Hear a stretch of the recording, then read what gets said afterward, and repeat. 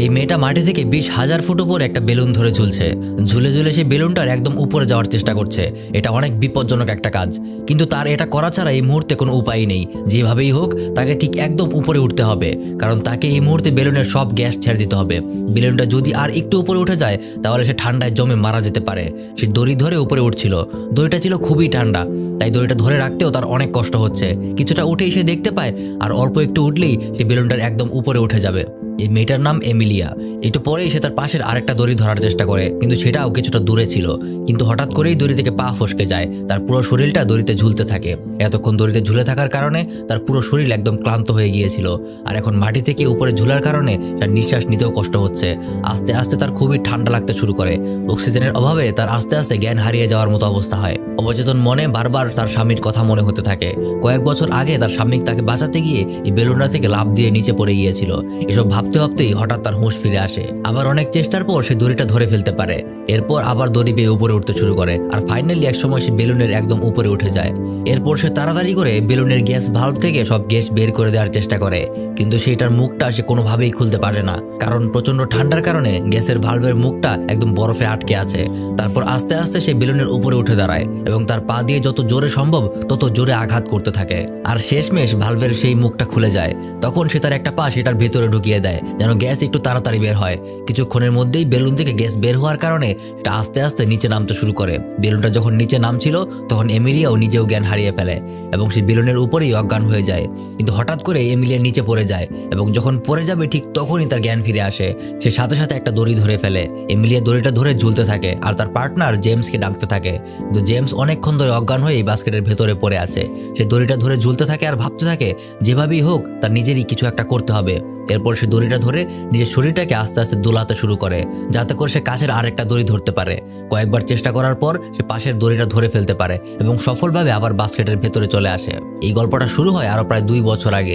Emily আর তার husband দুজনই একজন বেলুনের পাইলট। বেলুনে করে উড়ে বেড়ানো তাদের অনেকটা নেশার মতো। একদিন বেলুনে করে ওড়ার সময় হঠাৎ যান্ত্রিক ত্রুটি দেখা দেয় এবং তাদের বেলুন খুব দ্রুত নিচে পড়ে যেতে শুরু করে। এরপর বেলুনের ওজন কমানোর জন্য তারা দ্রুত সবকিছু নিচে ফেলে দিতে শুরু করে, কিন্তু এতেও বেলুনের ওজন খুব বেশি একটা কমে না। কোনো উপায় না দেখে তার স্বামী বেলুন থেকে নিচে লাফ দেয়, যাতে করে বেলুনের ওজন কিছুটা কমে যায় আর এমিলিয়াও প্রাণে বেঁচে যায়। 2 বছর ধরে এমিলিয়া নিজের ভেতর একটা দ্বন্দ্ব নিয়ে বেঁচে আছে। সে তার হাজবেন্ডের মারা যাওয়ার জন্য সবসময় নিজেকেই দোষী মনে করে। আর কিছুদিন পর এমিলিয়ার বোন বাড়িতে বেড়াতে আসে। সে তাকে জোর করে একটা পার্টিতে নিয়ে যায়। সেখানে তার জেমস নামের আরেকজনের সাথে পরিচয় হয়। সেখান থেকে জেমসের সাথে তার বন্ধুত্ব গড়ে ওঠে। জেমস পেশায় একজন বিজ্ঞানী। তার আবহাওয়া নিয়ে বেশ কিছু থিওরি আছে যেগুলো অন্য বিজ্ঞানীরা কোনোভাবেই মেনে নেয় না। আর তখন থেকেই সে সিদ্ধান্ত নেয় সে একটা বেলুনে করে আকাশে মেঘের কাছে যাবে, যাতে করে সেখান থেকে ভালো মতো ডাটা কালেক্ট করতে পারে এবং সেগুলো থেকে ভালো করে রিসার্চ করে তার থিওরিটা প্রমাণ করতে পারে। আর এটাই তার থিওরি প্রমাণ করার একমাত্র রাস্তা। এই পার্টিতে এমিলি আর জেমস আলোচনা করে ঠিক করে তারা দুজন একসাথে একটা বেলুন অ্যাডভেঞ্চারে যাবে। এছাড়া এমিলিয়ারও ইচ্ছা আছে সে বেলুনে করে উঠে 23,000 ফুট উঁচুতে উড়ে পৃথিবীর সর্বোচ্চ রেকর্ডটা ভেঙে দেবে। আর এটাই তার হাজব্যান্ডের শেষ ইচ্ছা ছিল। তারপর থেকে তারা দুজন মিলে টাকা জমিয়ে সেই বেলুনটা বানাতে শুরু করে। এভাবে অনেকদিন পর একটা সুন্দর সকালে তারা বড় অনুষ্ঠান করে তাদের বেলুনের যাত্রা শুরু করে। এমিলিয়া তার পোষা কুকুরটাকেও তাদের সাথে নিয়ে নেয়, কিন্তু বেলুনটা কিছু দূর উড়ার পরেই এমিলিয়া হঠাৎ করে তার কুকুরটাকে উপর থেকে নিচে ফেলে দেয়। আর এটা দেখে নিচে থাকা মানুষজন খুব ভয় পেয়ে যায়, কিন্তু সবাই তখন অবাক হয়ে লক্ষ্য করে কুকুরটা তার বাঁধা প্যারাশুট দিয়ে খুব সফলভাবে নিচে নেমে আসতে পেরেছে। এরপর এমিলিয়া আর জেমস প্রায় 1000 ফুট উচ্চতায় উঠে যায়। তখন মেঘের কাছাকাছি ঠান্ডা পরিবেশ মানিয়ে নেওয়ার জন্য এমিলিয়া তার স্পেশাল একটা স্যুট পরে নেয়। কিছুক্ষণের মধ্যেই বেলুনটা একদম মেঘের মধ্যে দিয়ে উঠতে থাকে। আর এখানে মেঘগুলি এতই ঘন ছিল যে তারা ঠিকমতো কিছুই দেখতে পাচ্ছিল না। কিছুক্ষণ পরেই সেখানে বৃষ্টি শুরু হয় আর সাথে প্রচন্ড ঝড় আর বিদ্যুৎ চমকানো শুরু হয়। আর দ্রুতই এই ঝড়টা এত বেড়ে যায় যে তাদের মনে হয় তাদের দ্রুতই এখান থেকে ফিরে যাওয়া উচিত। ঝড়ের কারণে বেলুনটা এদিক সেদিক উল্টে যেতে থাকে।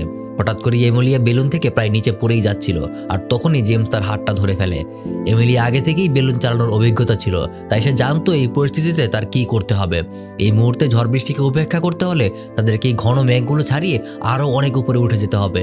কেবলমাত্র তাহলেই তারা এই ঝড়ের হাত থেকে বাঁচতে পারবে। বেলুনটা যেন দ্রুত উপরে উঠতে পারে, তাই এমিলিয়া আর জেমস তাড়াতাড়ি করে তাদের থাকা সব জিনিসপত্র নিচে ফেলে দিতে থাকে। বেলুনের ওজন কমে যাওয়ার কারণে বেলুনটা খুব দ্রুত উপরে উঠতে থাকে। আর ফাইনালি তারা দেখতে পায় বৃষ্টি থেমে গেছে এবং সূর্য উঠে গেছে, কারণ তারা মেঘগুলি ছাড়িয়ে অনেক উপরে চলে এসেছিল। তারা মেঘের উপরে এত সুন্দর প্রকৃতি প্রকৃতি দেখে খুবই মুগ্ধ হয়ে যায়। এটা এতটাই সুন্দর ছিল যে তারা কখনো এর আগে এমনটা দেখেনি। তারা যখন মেঘ দেখছিল তখন হঠাৎ করে সেখানে বড় বড় প্রজাপতির দল আসে। এই প্রজাপতিকে দেখে জেমস বুঝতে পারে কীটপতঙ্গেরা অনেক দূর পর্যন্ত ভ্রমণ করতে পারে। এটা তার একটা নিজের বৈজ্ঞানিক আবিষ্কার ছিল। জেমস এই তথ্যগুলো লিখে রাখছিল, কারণ জেমস যদি কোনোভাবে মারা যায় তারপরেও যেন এই তথ্যগুলো মানুষের কাছে পৌঁছাতে পারে। এরপর দ্রুতই তারা তাদের লক্ষ্য অর্থাৎ 23,000 ফুট উপরে উঠে যায়। পৃথিবীর সর্বোচ্চ রেকর্ড যেহেতু এখন ভাঙা হয়ে গেছে, তাই এমিলিয়া চাইছিল তারা বেলুনটা নিয়ে আবার নিচে নেমে আসতে, কিন্তু জেমস তাকে বাধা দেয়, কারণ তার আরও কিছু তথ্য সংগ্রহ করা বাকি ছিল।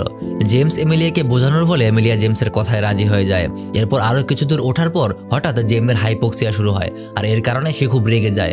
আসলে মানুষের মস্তিষ্কে পর্যাপ্ত পরিমাণে অক্সিজেন না পাওয়ার ফলে এই হাইপোক্সিয়া শুরু হয়, আর স্বভাবতই পৃথিবীর এত উপরে অক্সিজেন খুবই কম ছিল। এই হাইপোক্সিয়া হয়ে যাওয়ার কারণে জেমসের নিজের উপর কোনো কন্ট্রোল ছিল না। সে খুব অদ্ভুত আচরণ করতে শুরু করে। সে তখন সব জিনিসপত্র একাধারে নিচে ফেলতে শুরু করে, আর এই কারণে বেলুন আবারও উপরে উঠতে শুরু করে। তখন এমিলিয়া খুব জোরে জেমসের গালে একটা থাপ্পড় মারে, আর এতে তার কিছুটা হুঁশ ফিরে আসে। বেলুনটা আরও উপরে উঠতে উঠতে একটা বিপজ্জনক আবহাওয়ায় পৌঁছে গিয়েছিল, তাই তাদের এখন ইমিডিয়েটলি নিচে নামতে হবে, নইলে অক্সিজেনের অভাব আর ঠান্ডায় তারা দুজনই মারা পড়ে যাবে। কিন্তু বেলুনের গ্যাস বাল্বটা বরফ জমে বন্ধ হয়ে যাওয়ার কারণে সেটা আর কাজ করছিল না।